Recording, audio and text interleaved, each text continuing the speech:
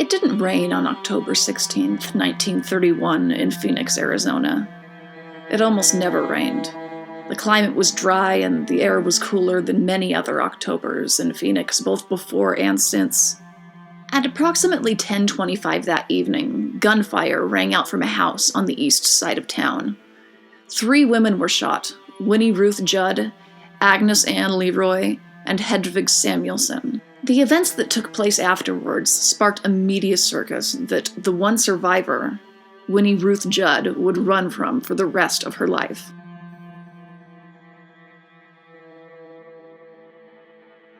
Winnie Ruth McKinnell started her life in Indiana, where she was born on the 29th of January, 1905. Before the age of 18, Winnie, who preferred her middle name, Ruth, was already engaged to be married. William C. Judd was a medical doctor more than twice her age, who had fought for the United States in the First World War. Injuries sustained during the war caused him to require opioid medications in order to keep his pain under control. He developed a severe addiction to morphine after consuming large quantities on a daily basis for more than a decade. The early years of their marriage were rough, and William struggled to hold down employment. By 1930, the two were living apart. Ruth moved to Phoenix, where she began working as a medical secretary at the GRUNOW Medical Clinic, a building that still stands today. After moving to the Southwest, Ruth Judd was introduced to a local businessman and public figure, Jack Halloran. Although both Halloran and Judd were married, they began a romantic relationship soon after meeting. At the GRUNOW Medical Clinic, Ruth developed a friendship with a co-worker, Agnes LeRoi, who worked in radiology. She and her roommate, Hedvig Samuelson, had recently moved to Phoenix from Alaska. Samuelson suffered from tuberculosis, and, like many others, migrated to the Southwest in search of relief in a dry climate. Phoenix was a very popular destination for people suffering from TB. In fact, much of its current population consists of descendants of migrants looking for a place with low humidity. The advertisements aimed at health seekers ended up being responsible for much of Phoenix's early urban growth.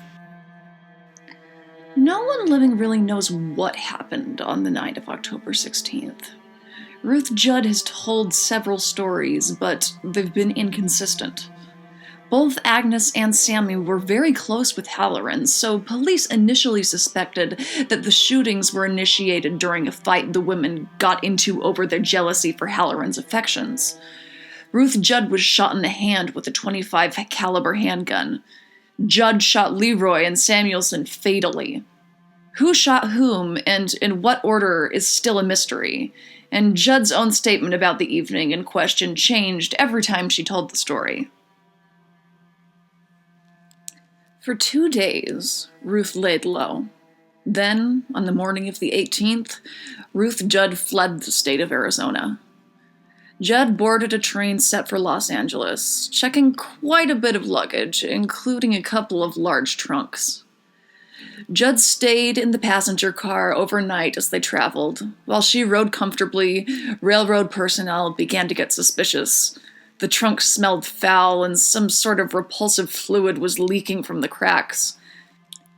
Employees approached Judd, asking for the key. She told them she didn't bring it with her. Ruth's brother Burton picked her up in Los Angeles the next day, and Ruth got into his car, leaving the train station without her luggage.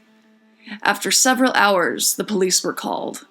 Officers picked the locks on the trunks and opened them, finding the bodies of Agnes LeRoi and Sammy Samuelson inside. LeRoi's body was intact, but Samuelson's body had been dismembered to fit in the suitcase. Back in Phoenix, police contaminated the crime scene beyond any hope of evidence preservation. But honestly, in 1931, it's hard to say what they would have found. They certainly would find Ruth's fingerprints whether she was guilty or not, as she was a friend of Agnes and regularly visited her home. Police, members of the press, and random strangers were allowed to come and go from the crime scene as they pleased. There have even been reports of tour groups being let inside. Even with a seriously compromised crime scene, the authorities still had enough to bring Ruth Judd to trial in early 1932. She faced a charge of first-degree murder against Agnes LeRoi, for which she tried to argue self-defense. That's right, I said she, because her lawyer went a different direction. He argued that she was not guilty by reason of insanity, not providing any evidence for her self-defense claim. The prosecution argued that she shot herself in the hand to give her grounds for a self-defense claim. The prosecution argued that Ruth Judd came into the bungalow on October 16th while Agnes and Sammy were sleeping. They argued she shot them while they were unconscious, so any claim of self-defense was completely false. Judd insisted this wasn't true in every interview she ever gave. A jury found her guilty of first-degree murder on February 8, 1932. She was sentenced to death by hanging. A grand jury indicted Jack Halloran on charges of being an accomplice to murder. Judd tried to place the blame squarely on Jack, stating, "I am not going to be hanged for something Jack Halloran is responsible for. I was convicted of murder, but I shot in self-defense. Jack Halloran removed every bit of evidence. He is responsible for me going through all of this. He is guilty of anything I am guilty of." Judd also implied that Jack was responsible for the dismemberment of Sammy Samuelson. Halloran was exonerated after his defense attorneys complained that the only evidence against him were the rantings of an insane woman. This was an easy argument to make, especially seeing as how Ruth Judd's death sentence was overturned based on a hearing that deemed her mentally incompetent that April. For a lot of cases, this would be where I started summing things up, where I offer theories for unexplained aspects of the case, but here the story isn't over yet.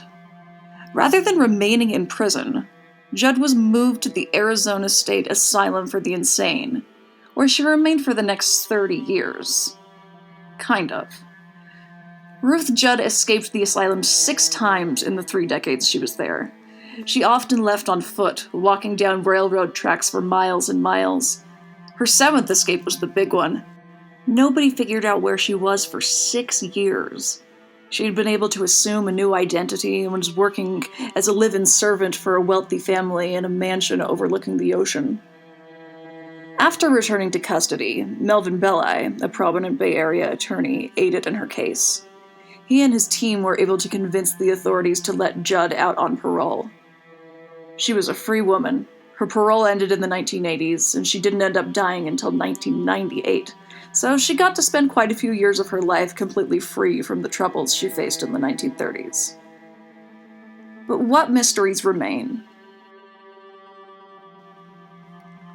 Well, the biggest mystery is exactly what went on in that bungalow on October 16th. Did Agnes or Sammy shoot Ruth first, prompting her to fire at them in self-defense? Or did it happen like the prosecution argued? Did Ruth sneak into their rooms in the middle of the night and shoot them as they slept? We'll never know because we have no evidence to look to.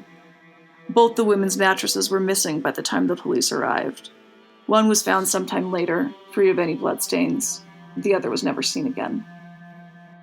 I've also heard a lot of curious information on Ruth's childhood that I haven't been able to verify. Some of these stories include her falsely believing she was pregnant several times, even though she was a virgin. I don't know if this is true, but if it is, it's quite strange. Ruth Judd never gave birth to any children and was biologically unable to do so.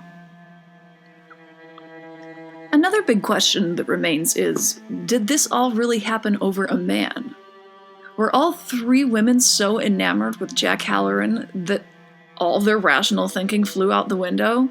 Or was it more complex than that? Some have suggested that these women actually had relations and feelings for each other, causing even more jealousy and adding fuel to the fire.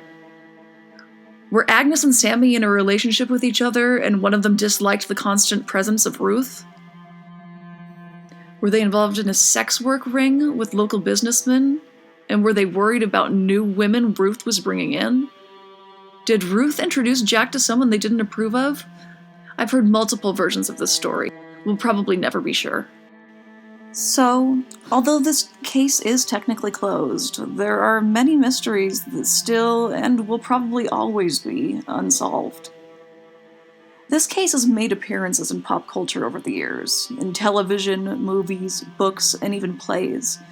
In 2007, a feature-length film was made where Ruth Judd's story is told by an all-marionette cast. They screen the film in Phoenix every year on October 16th. Last but not least, one of my very favorite books, Bury Me Deep by Megan Abbott, is inspired by this case. It's a fictionalized account, and the names have been changed out of respect for the real lives that were affected. Abbott captures something elemental about the period, as she always does in her historical fiction. Something about the hopelessness of having tuberculosis, and especially having it during the Depression. I definitely recommend this book to anyone who enjoys fictionalized accounts of true crime. That's all for now. I'll see you next time on Out of the Past.